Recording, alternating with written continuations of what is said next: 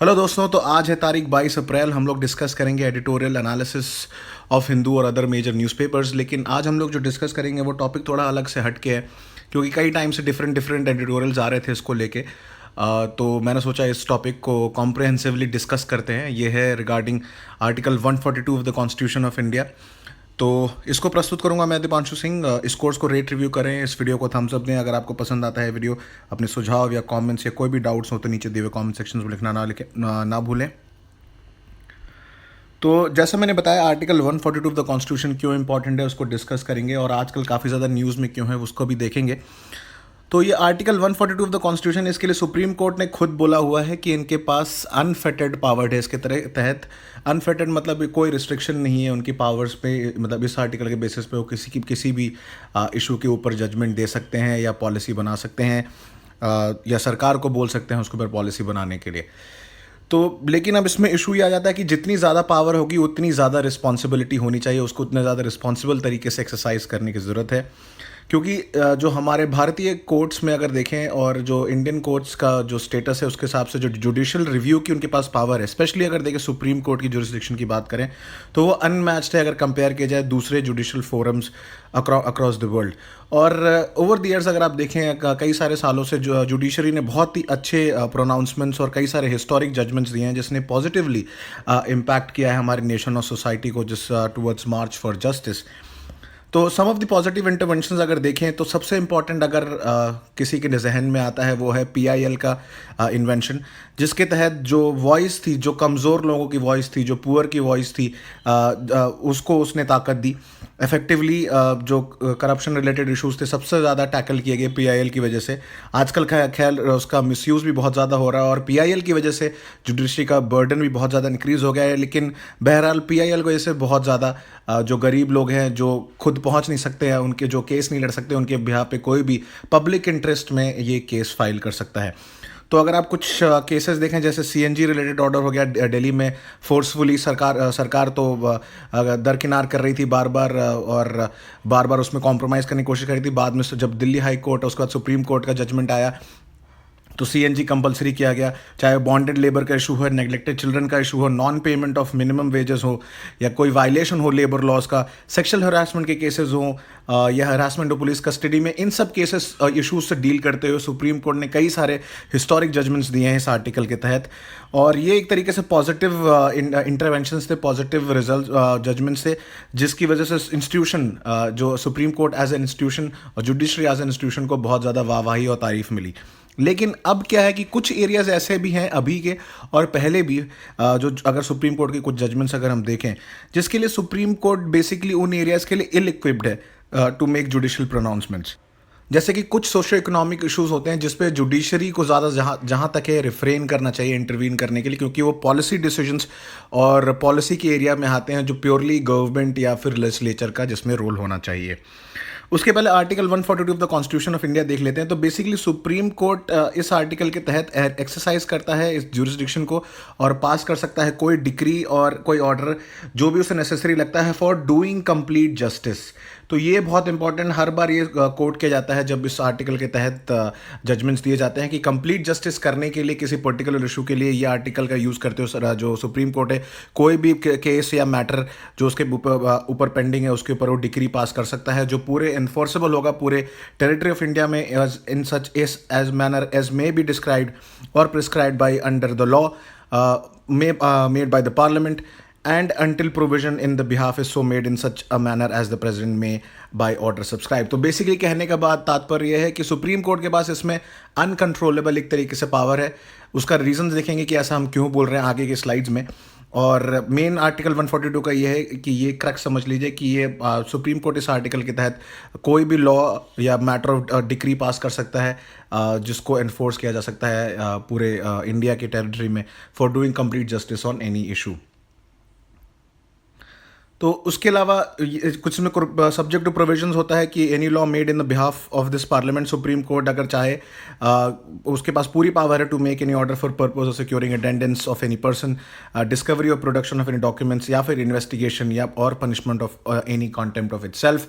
लेकिन इसकी चीज़ से बाहर निकलते हुए सुप्रीम कोर्ट ने कई सारे ऐसे रीसेंट डिसीजन दिए हैं। सबसे इम्पॉर्टेंट अगर आप देखें हाल के टाइम में वो है रिगार्डिंग जो प्रोहिबिशन किया है कि जो लिकर और शराब की बिक्री नहीं हो सकती हाईवेज के पास, चाहे वो इस्टेब्लिशमेंट्स हो, रेस्टोरेंट्स हो, होटल्स हो, within 500 meters of national and state highways. तो ये एक जो जजमेंट है रिसेंट टाइम्स में, वो क्वेश्चन करता है रोल ऑफ सुप्रीम कोर्ट के अंडर दिस आर्टिकल ऑफ 142, क्योंकि रिकग्नाइज करना डिज़ायर ऑफ द कोर्ट की अगर जान ही बचाना चाहते हैं लोगों का due to drunk and driving, ऐसे जो जुडिशियल डिक्टैट्स हैं वो बेसिकली कोई आउटकम नहीं थे of a legal suit between parties, कोई डिफरेंट पार्टीज के बीच में इसको लेके कोई एक लीगल सूट फाइल नहीं किया गया था। बेसिकली बस एक पिटिशन फाइल की गई थी कि कैसे रोड पे जो रोड साइड एक्सीडेंट्स होते हैं उसको कैसे रोका जाए। तो बेसिकली ये जो डिसीजन दिया सुप्रीम कोर्ट ने, ये प्योर पॉलिसी बेस्ड डिसीजन था जो बेस्ट लेफ्ट रहता है गवर्नमेंट या फिर लेजिस्लेचर के लिए। और इसके तहत एक कॉन्स्टिट्यूशनल इशू भी उठता है कि क्या जो सुप्रीम कोर्ट है, गिवन द फैक्ट कि जो सब्जेक्ट मैटर ऑफ लिकर जो है वो एक्सक्लूसिव डोमेन होता है स्टेट लेजिस्लेचर का, और जो उन्होंने जुडिशियल डिक्टैट यूज़ किया है, क्या वो इम्पोज कर रहे हैं डिसीजन जो इन्होंने पास किया है ऑन द स्टेट गवर्नमेंट्स। तो ये बहुत एविडेंट है कि जो डिसीजन लिया गया वो बहुत जल्दबाजी में लिया गया, भले ही उसको दिसंबर में नोटिफाई किया गया, लेकिन वो बिना फुली कॉग्निजेंट थे, फुली कॉग्निजेंट नहीं थे वो लोग फैक्ट्स के, सुप्रीम कोर्ट के सामने पूरे तथ्य और फैक्ट्स ढंग से रखे नहीं गए। तो सबसे पहले देखते हैं कॉन्सिक्वेंसेस क्या हुए इस रूलिंग के। सबसे पहले कि जो होटल्स थे उनकी 5 स्टार रेटिंग की रैंकिंग गिर गई। जो होटल्स थे वो लिकर सर्व नहीं कर सकते, कुछ क्राइटेरिया होता है इनकी रैंकिंग देने का। तो जो होटल्स जो या रेस्टोरेंट जो भी हाईवेज के पास थे उनको अब लिकर सर्व करने को नहीं मिलेगा, तो उनकी 5 स्टार रैंकिंग गिर गई, उनका बिजनेस अफेक्ट हुआ। उसके अलावा सबसे बड़ी प्रॉब्लम देखिए थी जो मिलियंस ऑफ लोग एसोसिएटेड हैं विद लिकर बिजनेस, वो अपनी जॉब्स लूज कर देंगे। ये एक बहुत बड़ा प्रॉब्लम है जिसके ऊपर शायद सुप्रीम कोर्ट ने ध्यान नहीं दिया उतने गौर से। और जो स्टेट गवर्नमेंट्स है बेसिकली वो लूज करेंगे वाइटल सोर्स ऑफ रेवेन्यू। तो उनका सबसे बड़ा major chunk of revenue liquor sales और एक्साइज से आता था, जो ऑब्वियसली यूज होता था उनके पॉलिसी और डिफरेंट पॉलिसीज और डिफरेंट एरियाज में फंड करने के लिए जो गवर्नमेंट प्रोग्राम्स है। और सबसे बड़ी बात, जो मेजर इशू इसमें सबसे बड़ा है कि ये जो जजमेंट है एक बैड प्रेसिडेंट सेट कर सकता है भविष्य में आने वाले केसेस को लेके। अगर पब्लिक इंटरेस्ट में जुडिशरी ऐसे ही केसेस के ऊपर केसेस के बेसिस पे अगर ऐसे जजमेंट देने लगेगी, तो वो जुडिशरी बाद में जो और judiciary, lower judiciary, high court से लोअर जुडिशरी हैं, वो भी परसुएड हो जाएंगी to deal with every issue जो कन्फ्रंट करता है हमारी कंट्री को, जो बेसिकली एक्सक्लूसिव डोमेन में होना चाहिए सरकार या पार्लियामेंट या लेजिस्लेचर के। अब कुछ क्वेश्चनेबल ऑर्डर्स देखते हैं अंडर 142, अंडर इस 142 का आर्टिकल का यूज़ करते हुए सुप्रीम कोर्ट ने कौन कौन से क्वेश्चनेबल जजमेंट्स दिए हैं। सबसे पहला देखिए 2G स्पेक्ट्रम के तहत उन्होंने कैंसिल कर दिए सारे टेलीकॉम लाइसेंसेस जो पब्लिक इंटरेस्ट को सर्व करने के लिए विदाउट इंडिविजुअल कल्पेबिलिटी और जेपरडाइज किया सर्वाइवल ऑफ एंटिटीज़। तो इंडिविजुअल बेसिस पे वो जो एक शाहिद बलवा थे उनके ऊपर भी था कि उनको अपील नहीं करने दिया गया हाई कोर्ट में। उनको बोला जो भी अपील होगी सुप्रीम कोर्ट में होगी, तो वो अपील नहीं कर पाए। जो एंटिटीज़ थी जो इसमें इन्वॉल्व थी उनका सर्वाइवल में बहुत ज़्यादा इशू हो गया, सर्वाइव नहीं कर पाए क्योंकि उन्होंने ऐसा डायरेक्टली टेलीकॉम लाइसेंसेस को कैंसिल कर दिया पब्लिक इंटरेस्ट में।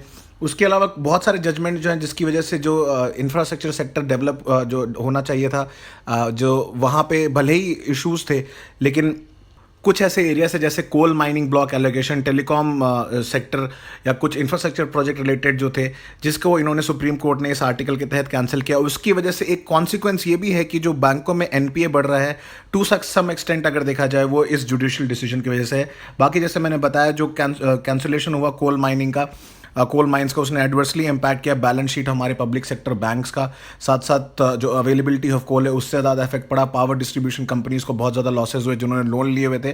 तो ये सब एक तरीके से इंटरमिक्स्ड केसेस हैं, इंटरमिक्स्ड इशूज़ हैं, जिसकी वजह से जो सुप्रीम कोर्ट ने ये ऑर्डर पास किया अंडर आर्टिकल 142 पब्लिक इंटरेस्ट में, बेसिकली उसका बहुत ज़्यादा खराब प्रेसिडेंट गया बाकी सारे जो अर्थव्यवस्था है भारत की, उसके अलावा बाकी इंपॉर्टेंट जो एरियाज थे। एक और इसमें एग्जाम्पल, क्लासिक एग्जाम्पल देता हूँ आपको। यूपी में लोकायुक्त वाला केस था जिसमें कई बार जब यूपी सरकार नहीं अपॉइंट कर पाई एक सूटेबल पर्सन को, तो सुप्रीम कोर्ट ने अपने खुद के एक रिप्रेजेंटेटिव को यूपी लोकायुक्त को अपॉइंट कर दिया। लोकायुक्त से रिलेटेड हम आर्टिकल एक देखेंगे, इसमें आज के न्यूज़पेपर में आया है, थोड़ा सा डिस्कस करेंगे उसको लास्ट में। और उसके अलावा जो अभी रिसेंट एक डिसीजन आया था बैन करने के लिए sale of diesel vehicle cars with an engine capacity 2000 CC से ज़्यादा, तो ये एक और इंस्टेंस है जहाँ पे जुडिशियल ओवर रीच हुई। क्योंकि इससे क्या हुआ, जो फॉरेन कंपनीज, जो फॉरेन मैन्युफैक्चरर्स थे बड़े सेगमेंट में, वो लोग डिटर हो गए, वो लोग वो ऑब्वियसली फॉरेन इन्वेस्टमेंट हमारा इफेक्ट हुआ, क्योंकि वो प्लांट्स नहीं लगाएंगे अगर उनको बड़ी जो इस सेगमेंट की जो कंपनीज हैं, जो बड़े सेगमेंट की गाड़ियों को मैन्युफैक्चर करती हैं, तो वो सेगमेंट बहुत ज़्यादा इफेक्ट हुआ। बाद में उसको मॉडिफाई किया गया, लेकिन इनिशियली बहुत ज़्यादा वो फॉरेन सेंटिमेंट्स और इन्वेस्टर सेंटिमेंट्स को उसने इफेक्ट किया। तो अब अगर हम देखें कि ये ऑब्वियस सी बात है कि हम एक बहुत ही कॉम्प्लेक्स वर्ल्ड में रहते हैं जहाँ पे मीडिया का रोल भी काफ़ी ज़्यादा इंपॉर्टेंट है। सोशल मीडिया एक तरीके का अनरूली हॉर्स है जिसको कंट्रोल नहीं कर सकते हैं, वो भी एक तरीके का जो घोड़ा है जिसको कंट्रोल नहीं किया सकता, क्योंकि उसकी आउटरीच बहुत ज़्यादा है और वो इम्पैक्ट करता है lives of millions of people. और अगर कोर्ट को कंप्लीटली आइसोलेट करना है इस एनवायरनमेंट से, तो वो पॉसिबल नहीं हो पाएगा, क्योंकि बहुत ऑफ द टाइम क्या होता है कि हम जो कोर्ट के जो जजमेंट्स होते हैं, इवन इंडिविजुअल जजेस के भी जजमेंट होते हैं, क्योंकि वो लोग सुपर ह्यूमन नहीं है, वो भी मॉर्टल्स हैं, उनके जजमेंट्स भी ये मीडिया में आई हुई इन्फॉर्मेशन से स्वे हो जाते हैं या डाइवर्ट हो जाते हैं। ऐसा होना नहीं चाहिए, लेकिन अनफॉर्चुनेटली ऐसा हो रहा है। और सेवरल जजमेंट्स अगर आप देखें, सुप्रीम कोर्ट ने रिएटरेट किया है कि ये जो प्रिंसिपल्स है आर्टिकल 142 का, इसको बहुत कम केसेस में यूज़ किया जाना चाहिए। और ये इस यूज़ बेसिकली कॉन्स्टिट्यूशन के तहत इनअप्रोप्रिएट है अगर कोई और जुडिशियल रेमेडी ऑलरेडी अवेलेबल है। अगर कोई जुडिशियल रेमेडी अवेलेबल ना हो तब समझ में आता है इस आर्टिकल का यूज़ किया जा सकता है, लेकिन इसके बावजूद भी सुप्रीम कोर्ट डिटर नहीं हुई है। उसके अलावा कई सारे केसेस में, जैसा मैंने पिछले स्लाइड में बताया, अंडर 142 आर्टिकल के तहत इन्होंने कई सारे जजमेंट्स दिए हैं in their desire to do justice. और प्रॉब्लम ये नहीं है कि हमारे सुप्रीम कोर्ट जजमेंट सही देता है कि नहीं, प्रॉब्लम यह है कि सुप्रीम कोर्ट के ऊपर कोई कोर्ट नहीं है जो उसके ऑर्डर्स को रिव्यू कर सकती है। एक स्पेशल लीव पिटीशन होती है, लेकिन वो भी ज़्यादातर बार काउंसिल में या इंडिविजुअल जजेस चेंबर तक ही सीमित रह जाती है, आगे जा ही नहीं पाती। और लॉयर्स जो प्रैक्टिस करते हैं सुप्रीम कोर्ट में डे इन डे आउट, वो भी सेल्डमली, बहुत ही कम ही ऐसा होता है कि वो क्वेश्चन करेंगे, स्टैंड अप करेंगे इस प्रैक्टिस के खिलाफ। इसलिए ज़रूरत है कि टाइम है कि स्टैंड अप करें फॉर जजेस, कि वो और सर्कमस्पेक्ट करें, सोचें और विचारें इन सब इश्यूज़ को लेके जब वो डिसीजंस देते हैं beyond the apparent contours of their jurisdiction, क्योंकि ये एक्स्ट्रा ऑर्डिनरी पावर है इस तहत आर्टिकल के तहत सुप्रीम कोर्ट के पास, तो एक्स्ट्रा ऑर्डिनरी सर्कमस्टांसेस में ही यूज़ की जानी चाहिए। और पॉलिसी डिसीजन, जैसा मैंने बताया, वो एट बेस्ट जो है गवर्नमेंट के साथ छोड़ देने चाहिए। बाकी सुप्रीम कोर्ट का काम है और जुडिशरी का काम है इन लॉज को इंटरप्रेट करना कि क्या वो कॉन्स्टिट्यूशन के किसी प्रावधान को वायलेट करते हैं या नहीं। अगर करते हैं तो उसे स्ट्रक डाउन करना, क्योंकि उसके अलावा अगर आर्टिकल 142 का यूज़ करेंगे तो उससे यही सब कॉन्सिक्वेंसेस होंगे। और उनको यूज़ ये तभी करना चाहिए जब, और जैसा पहले भी बताया गया, कि कोई और ऑल्टरनेटिव जुडिशियल रेमेडी अवेलेबल ना हो।